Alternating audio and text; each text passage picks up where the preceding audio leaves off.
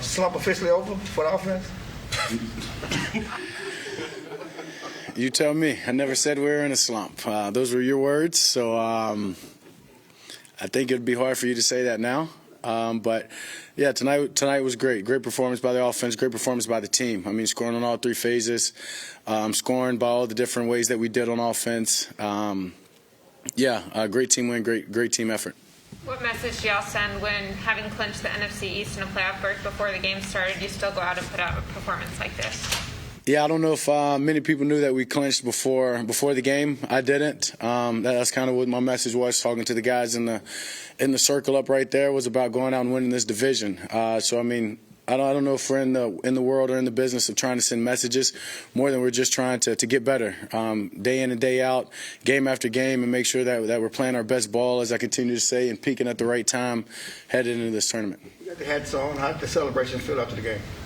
Oh, yeah, it felt good. I mean, obviously winning the division, something that you set a team goal to do at the beginning of the year. And to get the T-shirts and hats, that's a cool thing, but I can guarantee nobody in the locker room is satisfied with that. You're the first quarterback to throw a touchdown pass to a running back, receiver, tight end, and offensive lineman in the same game in NFL history. Was the easiest throw to Steele or to Zeke? What was the easiest one for you? I don't know. Maybe the Schultz one. I don't know. They were. I give credit to Kellen on those. I mean, dialing all of those up at the right time. Obviously, great looks on all of those situations. Even obviously right before half, the one to Amari. I mean, those were just great play calls at the right time, knowing what the defense was doing, and just made my job easy to get the ball to the open guy. Zeke and Amari both mentioned tempo as a big part of why y'all were successful early on. What did you think about that? Yeah, I agree. I think that's just something that if you just look over the course of the season, when we're in tempo, we're playing some of our best ball, keeping it simple, executing, and obviously you're putting the pressure and you're applying the pressure on the defense and forcing them to play that you want to play the defense that you want them to and play more simple. You get them out of all their game plan and their schemes, and it just works for us.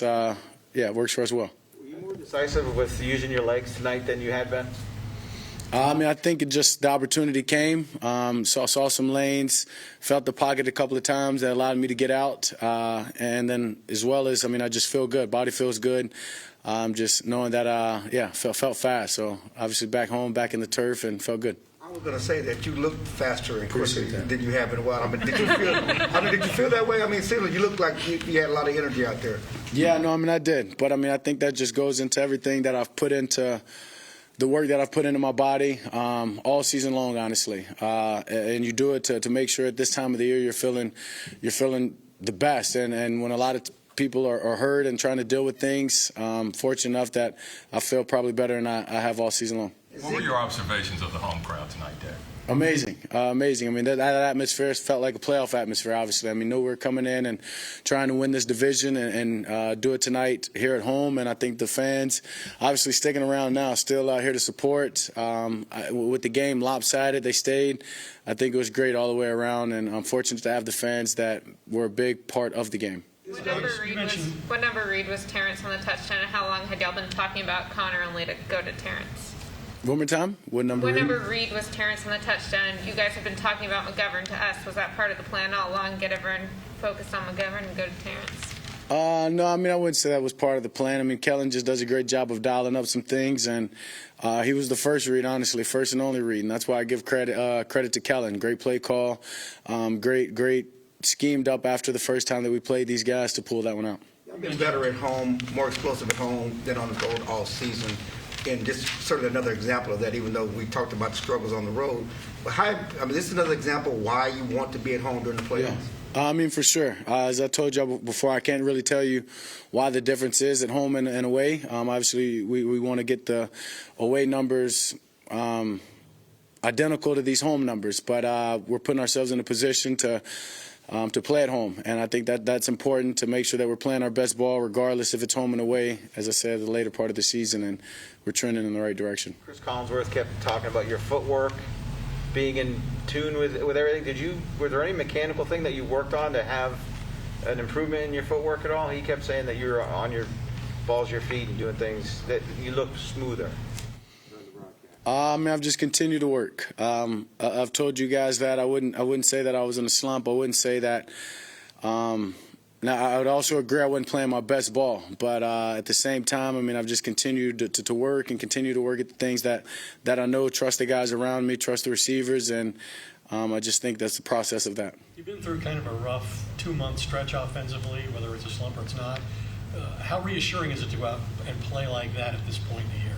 Yeah, I mean, it's good. I mean, I've told you throughout the whole 2 months, the whole idea is to make sure that we're peaking at the right time. So, I mean, we've just encountered great situations to learn from, went through great experiences to learn from, and to make sure that we got better from those. And as I talked about a process a second ago, I think this is the same thing as that. But we're not going to hang our hats on this game. We're going to learn from the mistakes. We're going to take from the good, and we're going to continue to go in the right direction and making sure that we get better from this. Did you see Demarcus's touchdown when it happened? What did he come after? And if he's got a touchdown and a turnover, what does that mean?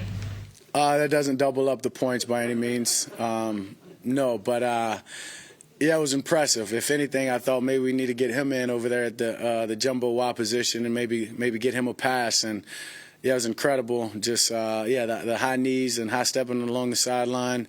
And, yeah, incredible play. I mean, just to drop back after his pass rush and get the interception, great play by a great player. What is the tally at then now?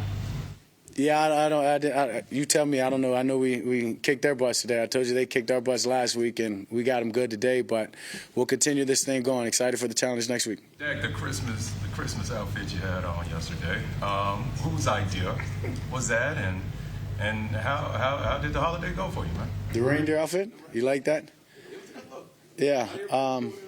Yeah, it wasn't my idea, but, the girlfriend wanted to wear it, so I wore it. And I actually wore it to the facility. Once I put it on, it felt good, so I just kept it on. That was my Christmas Day outfit. And, yeah, I mean, just blessed to be able to have the Christmas that I did, spend time with family, friends, my brother, my father, and obviously practice on Christmas is also another blessing, and just being able to come out and play this game. I'm just very grateful and thankful in the holiday season. Do you think if winning the division is y'all's final goal, what does it mean to celebrate in the locker room after a game like this when last year you weren't here at this time and it's been a few years since the playoffs? Yeah, I mean, just it's good to celebrate, as I said, a goal that you set out at the beginning of the year. So just know we're going in the right direction. We're trending in the right direction for our ultimate goal, what we really want to do. So it's a good celebration, but as I said, nobody's satisfied with this celebration. We're on to the next week, honestly, now. We'll celebrate this tonight, but no, we'll move forward tomorrow. I've got a good one here next week and excited for that matchup. You've got teams more talented than Washington set to come in front of you, both regular season and obviously playoffs as well. But if you can play at this level offensively and defensively, what's the ceiling for this team? Yeah, there is no ceiling. And I think, as you said, I mean, it doesn't matter really who we're playing. When we're playing our best ball, we're going to be a tough group to stop on all three phases. And when you see that tonight, just the special teams getting the score, defense getting the score, and offense doing it in the different ways that we did, we're going to be tough. So we got to make sure that we just continue, as I keep saying, trend in the right direction and play our best ball that we have all year long moving forward. You've had a franchise record, 19 different players score a touchdown already this season. What's the significance of that? Yeah, that's awesome. Just credit to this team, credit to everybody taking pride in their role and just honestly resulting in whatever the touchdowns and however they come when their time comes and making the most of the opportunity. It's incredible. This is a special group that we have. Obviously very, very talented, but more importantly, men that take a lot of pride in their work and their responsibility and being a part of this brotherhood and team, and excited about the future and what we have coming in the next few weeks. How did Trayvon's interception help set the tone for y'all today? And when you see a quarterback throw deep to the guy he's guarding on the first play, what goes through your mind? Why would you try him on the first play? But I hope they continue to do that.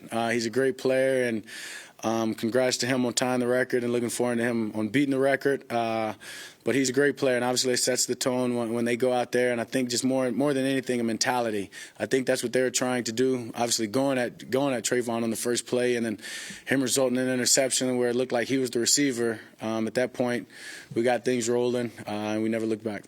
How would you describe the in-game communication between you and Kellen Moore? Yeah, I mean, I think it's been good. It's been good. Something that obviously you want to continue to work on, and just as every aspect of this game, you want to make sure that you're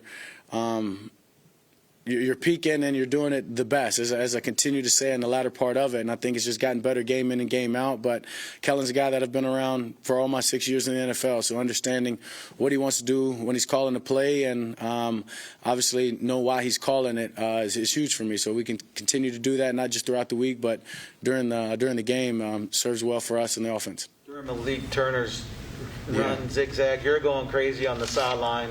Why is that important? I mean, you're out of the game. You're not involved anymore. What is it? Why are you so into it at that I'm very moment? much involved. Just because I'm not out there throwing the ball, I'm very much involved. I mean, those guys are guys that mean a lot to this offense. And for them to get their opportunity, what was that, his first catch? And first catch of the game on a third down. Not only gets the first down, but then cuts it back. Makes me nervous that he's not going to get the first down, and then makes a huge run that looked like a high school highlight. It was just impressive. I mean, you're just happy for a guy that makes a play like that. When you only have one ball and so many guys want their opportunities, you're proud when a guy makes the most of it, and that's what he did. And then obviously it resulted in him getting a touchdown on the same drive. So proud of a guy that just does everything that we ask him to do as a team. Is that part of the brotherhood that you talk about?